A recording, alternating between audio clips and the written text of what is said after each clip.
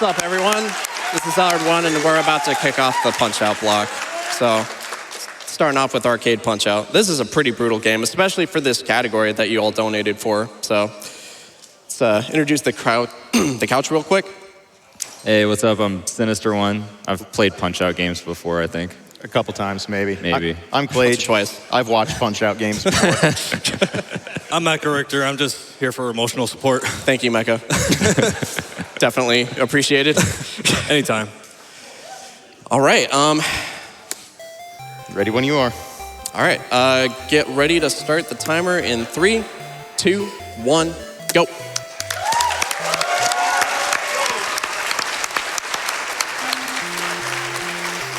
All right. So Arcade Punch-Out, this is the original Punch-Out that was found in arcades in a very advanced cab back in the 80s. Before we really get going, let me just explain. When Zallard says this run is brutal, he is not lying. This is an 80s arcade game. It had one job and one job only. That is get quarters out of your pocket and never give them back. Yep. So he's going to make these first couple fights look fairly trivial because like most arcade games, they want to kind of make you feel good about what you're doing and that you spent money, and then very quickly remind you that, no, you're not good at anything you do. So a lot of Punch-Out mechanics are still in Arcade Punch-Out, but with some interesting changes. You'll see at the very top, the meter, the KO meter, is similar to the meter that's in Super Punch-Out for the Super Nintendo. The more hits Zallard builds up consecutively without getting hit, that KO meter builds up. It does two things. The regular jabs and gut punches do more damage as that meter builds up, a very significant amount. The right jab, for example, starts out doing only 4 damage with no meter. By the time it's full, it's doing 9 damage. If I recall right, each boxer has 114 health in this game. So as you can imagine, that adds up very quickly. Once the little jingle goes off and the KO meter is full... I actually got the crazy luck for this one. Yes, you did. Nicely done. Wow, Nice. that was a sick fight. Nicely done. Well done. So I got a 75% chance at the start, and then I had to, for that strat to work, it has to be followed up with a 25% chance. I got both. Yeah. And hit everything, so pretty sick. And here's Kid Quick. This is a boxer who has never made another appearance in Punch-Out since the arcade, so enjoy him for the one fight you're going to get to see him in here. That was a perfect fight, too. Yeah. This is why you wanted to do all unique fights, because we would be 2 fights away from being done if you had not met that. So thank you very, very much. Yep, this is a really short run for just one loop. Yeah. It gets ridiculously brutal. Like, for example, if I make some mistakes, I may not be able to complete this category. Yeah. So finishing off the KO meter description, once you hear the jingle there, you can start throwing the uppercut and the hook punches, which do the most damage in the game, if you use them right. Similar to like Mike Tyson's Punch-Out, there is a version of the, quote, max damage uppercut in this, and it varies from fight to fight how you want to land them. Yeah. We're to Sandman here. This would be the normal final fight in the first loop of Arcade Punch-Out. So, and again, these are not incredibly difficult if your name is Zallard1. This fight is super random, Yes. so there could be huge swings. Yeah. The enemies in Arcade Punch-Out typically do not care about your feelings or what you do. They are very, very capable of interrupting you in very unfair ways, and they have classic arcade AI built into them. When you don't have KO meter, boxers tend to be very, very aggressive. They will try to interrupt you. They will constantly throw haymakers and uppercuts at you. Once you have KO meter, they become much more passive because they don't want to give themselves openings to get knocked down easily. And it's kind of on Zallard to be extremely patient and wait for the boxers to make mistakes. It's much harder to force mistakes than this. Yeah, definitely. So there, especially for loop 2 and beyond, there are going to be times where I'm just going to actually get hit intentionally because I want to trigger the KO meter filling up again, so I get freebie punches. Yeah, so when you hear that jingle, the little ding-ding-ding, whenever that goes off, in almost every case, the boxer will basically stand there and take the first uppercut or hook that Zallard throws. There are rare exceptions to this. And of course, those do the most damage in the game, so that sets up the ability for Zallard to end these fights quickly. And ending fights quickly in this game is absolutely tantamount. If these fights drag out, there can be situations where Zallard cannot recover. This is Glass Joe, and he's actually giving me trouble. Glass Joe landed a punch, everybody. Yeah. You understand how rare that is? Yeah. Like, Yeah, you can give it up. this is Glass Joe's shining moment. It really is. It really is. Glass Joe's one win definitely came in Arcade Punch-Out. Yeah, it did. Without a doubt. Without a doubt. So now we're going to basically start rotating through through some of the boxers. We call these all unique fights. This is essentially Loop 2, but you're not actually going to refight every boxer. They actually take out both Kid Quick and Pizza Pasta. They do not come back. Kid Quick normally would be on the second loops in the American version of Arcade Punch-Out. This is the Switch eShop version, which is actually running on the Japanese arcade ROM set. So for whatever reason, they're just like, nah. Wow, I actually hit the glitch. Yeah, you did. Okay, Very nice. that was actually a borderline case. So when the boxers like Piston Hurricane and Ball Bull do their bull charge, I can actually carry the instant knockdown flag to the next phase, but it's really, really tricky to do. And I thought I missed it there, but I didn't. Yeah. So the refights of Bold Bull are difficult, so we're just going to give Zallard a little time to work here.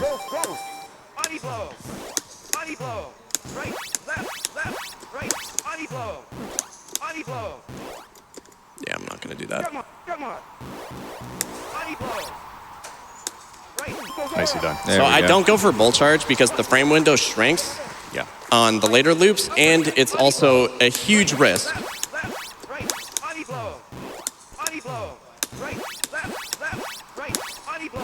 Nice. So I knew he was going to do an uppercut because at 210 he's scheduled to do an uppercut. So I was able to capitalize on that and finish that really quick. Nicely done.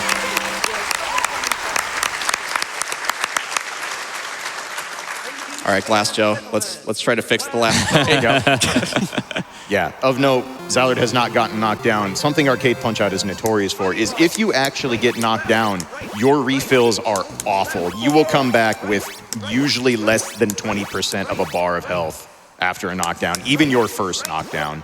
There's no delaying the mash to get up and have full health.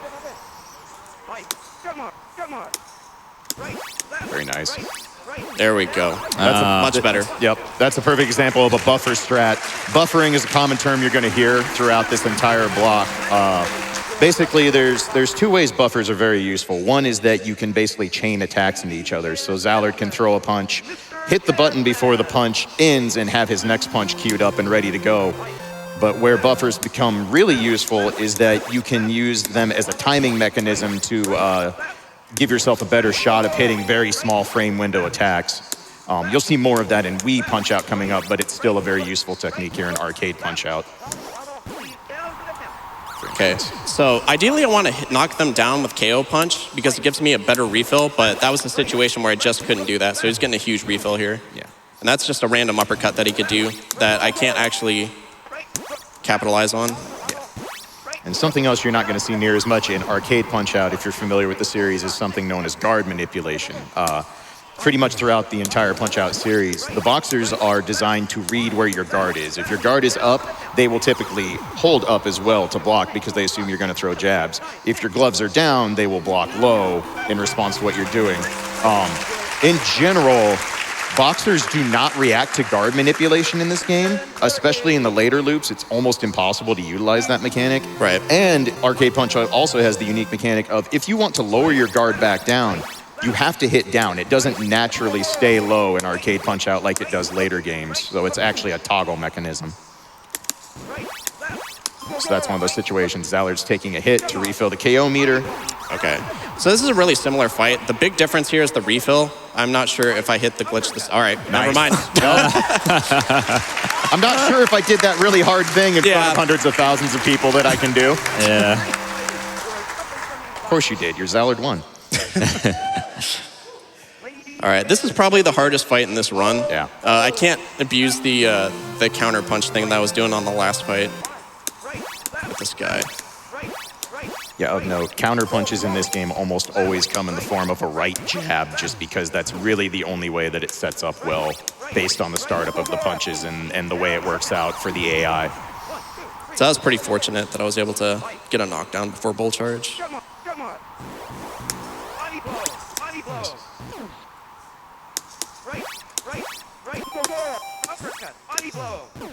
Nice double hit. Huh. Nice. All right. And one more. Whoa, okay. All right, dude. Okay. You're just gonna get interception. Sure. you just Nice gonna get, counter. Yeah. Yeah.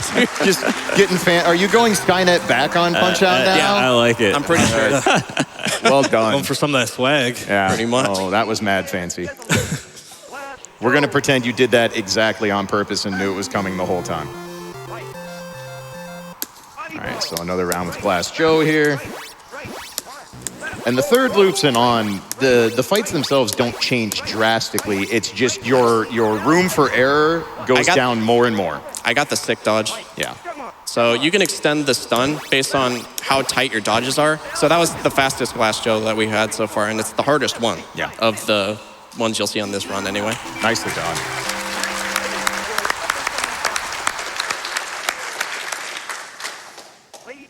So we have 2 fights left here for the all unique fights category. Yeah, this Sandman gets really, really big refills, and I can't bait him into doing attacks. He pretty much dictates the pace of the entire fight. Yeah. So I have to react to everything that he does. Yeah. Oh, nice. That's the major difference in arcade Punch-Out versus most of the later games. The later games pretty much allow you to kind of force situations. You can jab a boxer and they'll block, but then they'll react in a way that allows you to put some more damage on or get a good counter. Arcade Punch-Out, you saw right there, Zallard literally just has to sit.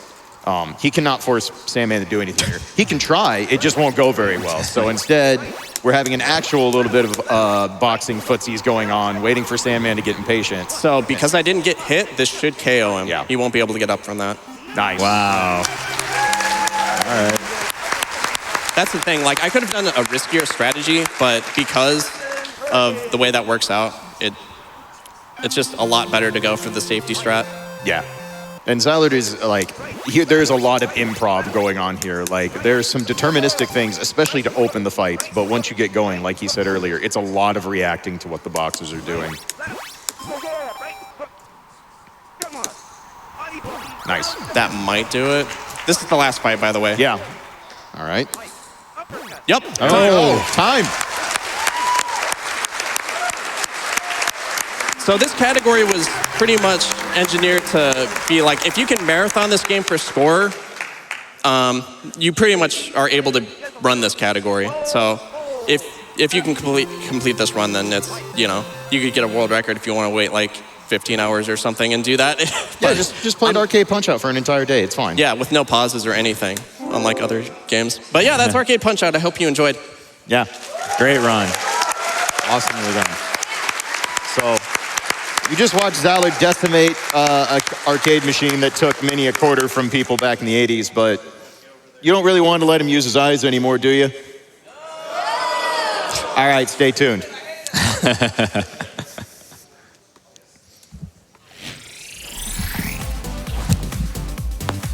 Great run by zallard1.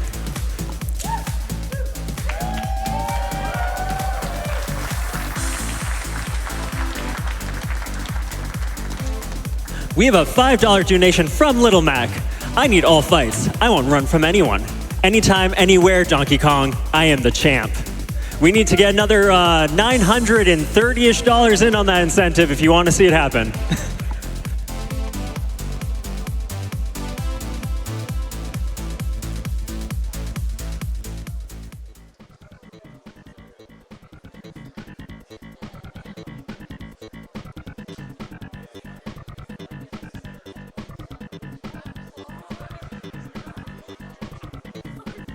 We have $100 from Sonic TT1.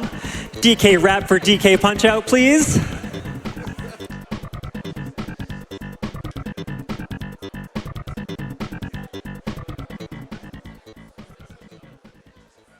$10 from Drayden. Punch-Out is one of my favorite game series of all time, and Punch-Out Wii is probably my favorite Wii game. So I'm really excited to see Zallard hopefully fight DK. Good luck with the runs.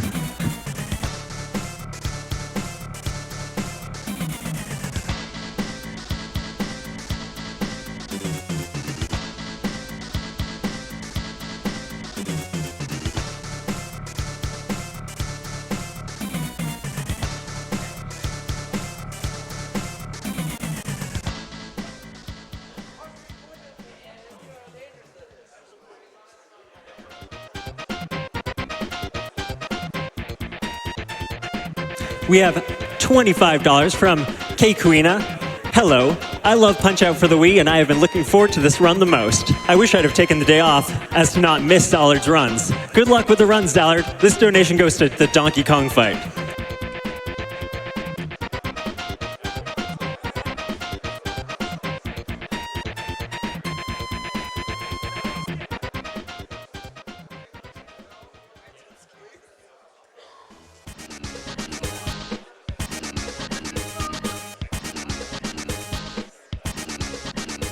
We have $25 from Rowena. Just wanted to say happy birthday to certain Kiwi and Snail during one of our favorite runs in the world, and shout out to the Japanese Punch-Out community. Break a leg, Zallard. That he did. I think it was Glass Joe's leg.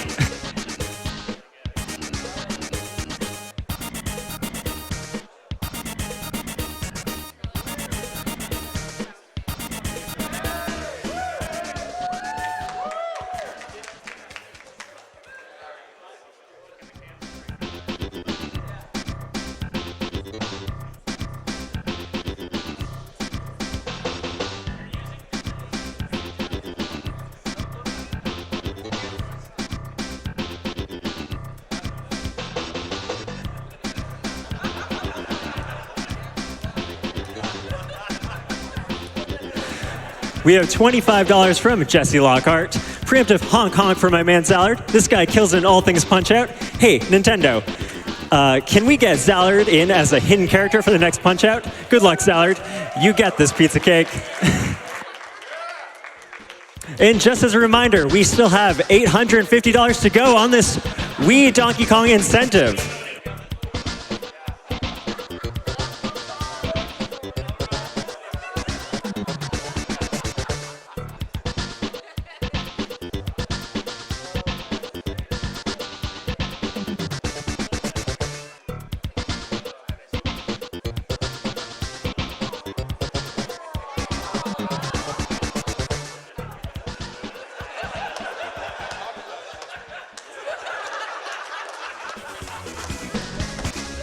We have $100 from Shamrock Seraph. Great to see Zallard1, aka Mr. Punch-Out, back at the SGDQ this year. Shoutouts to him and Sister1, who are the reason I started tuning into all the GDQ marathons with their legendary blindfolded runs back in the day.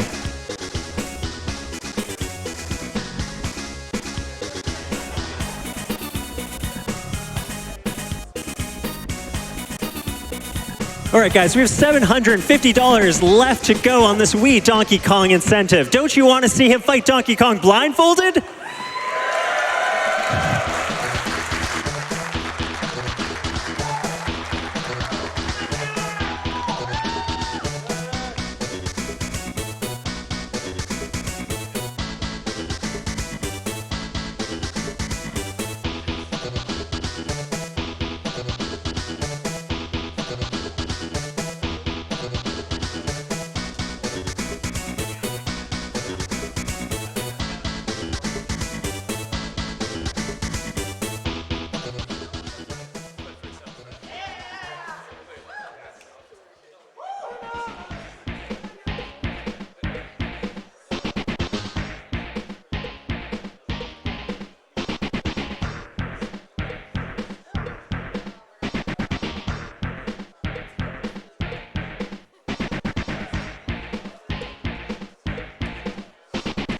We have $25 from Chris170. Always glad to catch GDQ events and helping people across the world. Given that I don't have a pun ready for our pun season, but if our announcer gives me a pun, I'll double the donation.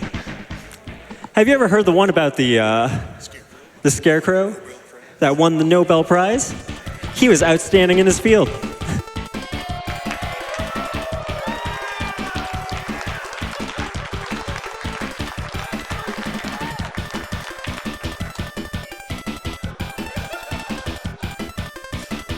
That one hurt just a little bit.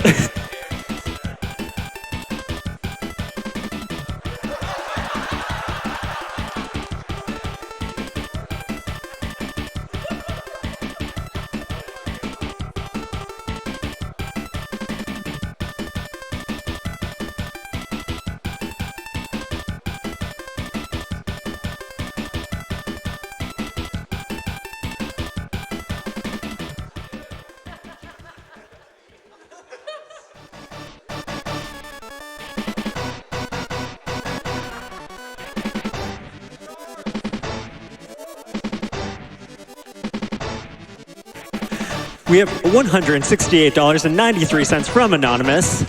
Blindfold run...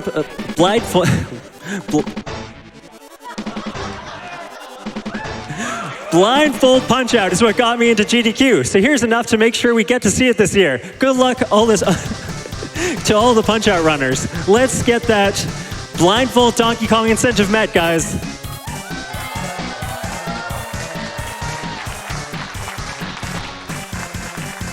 All right, we're pushing it over to the interview with Dwango AC. Hello, everybody. I'm Fiesel, and I'm here with Dwango AC. And as we get ready for Zallard's Punch-Out run, Punch-Out Wii run, Dwango's going to demonstrate some of the ways that the technical aspects of this can be demonstrated using the task tools. So we're going to use the task tools to step through Punch-Out Wii and talk a little bit about some of the challenges that Zallard's going to face. So before we begin, what exactly is a task, and what do the task tools allow us to do? So I'm going to answer that question slightly out of order. First, a tool-assisted speedrun doesn't require this guy. This is TaskBot. You've seen him in a couple of events. He's our loyal mascot. He gets used when we're doing console verification, but you don't actually need a TaskBot or anything like that in hardware to do what we're about to do today. A tool-assisted speedrun could best be defined as if it were a piano roll in a playing piano. It's nothing more than a sequence of button presses that completes a game, similar to how a piano roll in a player piano is a sequence of notes being played to compose a song. So when you're doing something with a tool-assisted speedrun, all you're really doing is giving yourself some tools to play the game in slow motion, one frame at a time, be able to back up anytime you make a mistake and try again. It gives you a lot of freedom to explore the game and see how it works. Well, that's actually very helpful for a game that goes by so fast. Yes. And one of the nice things that you can also do in this is do things like see memory. You can take a look at your input. You can set save states, roll back to those points in time and try different possibilities. Yeah, but the one thing I'd like to say, though, is you don't actually need to use any of those advanced techniques to take advantage of task tools. The simplest task tools are simply the ability to set a save state, put a marker in the sand of I want to be able to come back to this point, try some sequence of input, maybe try jumping over a Goomba if you're playing Super Mario Brothers, and just experiment. If you die or don't get a result you like, all you have to do is hit a single key, go back to where you started, and try again with a different set of input. And by that process, you can iteratively test very quickly, rather than a real time where you might have to get fairly far in a level, for instance, to try a certain trick. You can easily test something with that cycle, but you can also do it in slow motion or even a frame at a time, which is what we'll be demonstrating here. And that is extremely powerful and very simple to learn. Yeah, that's sort of one of the basic operations of speedrunning is repeating a thing over and over again and trying different variations on it to see how that affects the outcome. And that's what we're going to see here. We're going to actually take a look at one of the counterattacks against the Bald Bull 2 fight, which Zallard is going to have to try to get a one-frame trick to achieve a successful counterattack and get a star out of the process. Right, and I'm going to first show you what it looks like to fail. So if it's possible to see it, in the very upper left corner of my screen, there's a very tiny number that says frame 52. That's how many frames I've gone since I started this save state. So I'm going to be moving toward this guy. I don't want to get hit in the face, but I'm probably going to be. So I'm now going to punch him. I'm going to attempt to punch him right here. Unfortunately, he's going to absolutely clobber us. Now, one thing you can see here is every time I tap a key on my keyboard, we're advancing one frame. So you can see in slow motion our demise. Not exactly the most fetching. So I'm going to press a key on my keyboard I've mapped to load state. It's going to take us back in time to before that disastrous hit happened. And I'm going to hit the punch button, which I've mapped on my keyboard, one frame earlier and show you the difference. Just one frame earlier, and instead of us getting clocked, he gets clocked. And I'd also like to note that there's a star there in the that we gain from that. If you are a frame early in this case, the result is not an instant knockout, but if you do it one frame early, you get this. You still punched him, but you didn't get the star, and he needs the star. So he has to hit a one frame window, which is 16.6 milliseconds. It's a 60th of a second. It's pretty tight. Mm-hmm. Quite. And it's interesting to see how the risk is different whether you're early or late. And, you know, in his case, he really wants the star if he wants to get the optimal strat. But it's not the end of the world if he manages to get the hit without getting the star. You just don't want to end up going too late and getting clobbered. Right. And there's one other thing I'd point out here. So at this exact frame, in this case, I don't know if you can see it, it says frame 58. He turned red. Now, I don't know if he necessarily uses this particular mechanism, but if you want, you can count frames and see how far it is from this visual cue that you need to take this action. So for instance, if we were to go 1, 2, 3, 4, 5, 6, 7, 8. This is the 8th frame. Turns out I was off when I counted earlier. Okay. We needed to hit him on the 8th frame after he turned red. And that gives you the star that you want. So that's the kind of stuff you would want to see. Yeah, you can get the idea. That's the kind of stuff you might want to use as a cue, as a visual cue. If you were practicing this for a real-time run, you might get to this point and discover, oh, I need to be at exactly 8 frames after he turns red. Maybe you're better off listening to an audible cue. I don't have audio turned on here, but maybe you're listening to an audio cue, audible cue to be able to get your timing down. And you can use this in real-time runs to practice. It's a very, very fascinating and very useful technique, in my opinion. Yeah, a lot of speedrunners do also dabble in tasking, or at least using the task tools for purposes of trying to create better routes for their real-time runs. And it is interesting to see how this sort of art form relates to actual speedrunning, or real-time speedrunning by humans. Well, there's a lot of symbiosis there. Early on, there was some antagonism with the task community and the RTA community because tool-assisted speedruns were not properly annotated and marked as being tool-assisted speedruns, and that was bad. But at this point, there's a great symbiosis where routing will contribute to what the tool-assisted speedrun starts with, and the techniques found in tool-assisted speedruns are often possible with real-time runs. And we now have this wonderful feedback loop that's just led to some absolutely outstanding tool-assisted speedruns, outstanding RTA runs. It's really cool seeing it. Yeah, it is great to see, because not only does the task community inform how speedrunners do their runs, but also speedrunners are just out there putting in the hours, putting in the time, and running through all these different variations and discovering a lot of things that they can then go to the task community with and say, hey, I have a recording of this crazy thing that happened. Can you guys break this down and figure out, exactly what was the technique behind it? So you see that back and forth all over the place. Exactly. All right. Well, thank you very much, Duango, for talking with us and for showing us this demonstration here. We'll be back later this week. That's right. And coming up, we have Zallard, who is about to do his Punch-Out Wii run right up next after this. Stay tuned, everybody.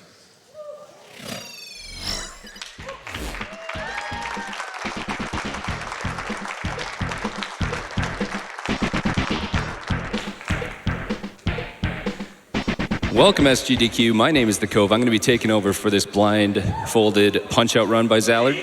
How hyped is everybody out there? Yeah. So we did have another $25 donation from Chris231. As promised, here's the doubling of the donation. I hope that pun of yours didn't scare anyone away. And we have, just to let everyone know, we're now $20 away from the Wii Donkey Kong Punch-Out incentive being met. So let's finish that one out quick. We have a lot of donations coming in for that. We had $10 from Daedra. Is it really bad that I want to see this dude fight a virtual gorilla blindfolded? No, it's not bad at all. We also have $100 from Aruru. Hey SGDQ, let's make the DK fight happen. Shoutouts to the runner for the amazing show and to GDQ for the amazing cause.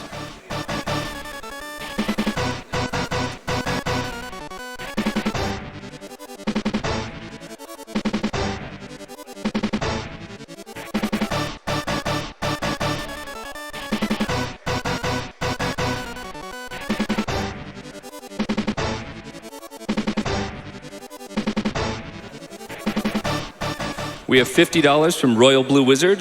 Zallard, been following you since I first saw you practicing blindfolded Super Punch-Out SNES in AGDQ 2014. As I always insist, you're the best. Make him see stars, and remember, there are many ways to eat a chocolate, but there's only one way to eat a chocolate bar.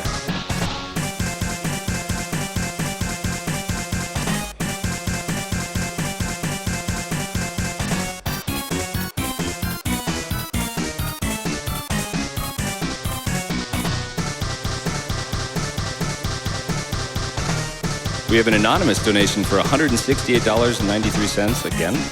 Blindfold Punch-Out is what got me into GDQ, so here's enough to make sure we get to see it this year. Good luck.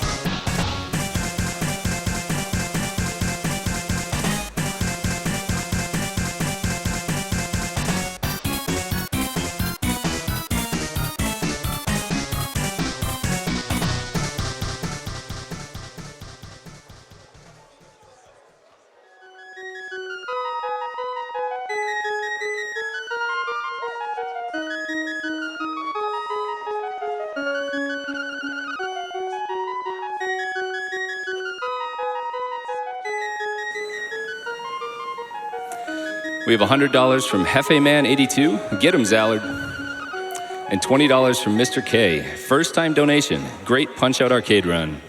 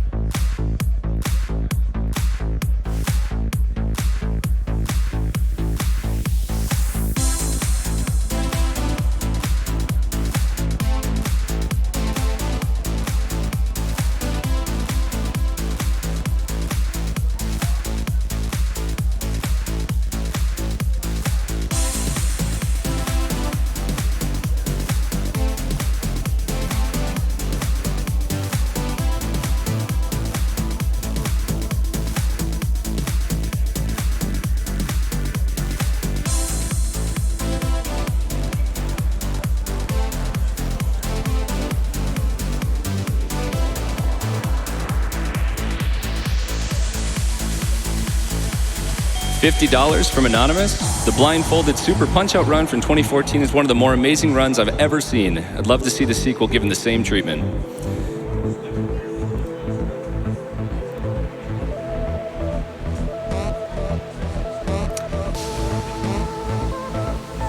And we just got a $500 donation from PJK. I've been watching SGDQ for years, but this is my first time donating. I love how the community rallies around this event. Good luck to all the runners. Let's crush last year's record.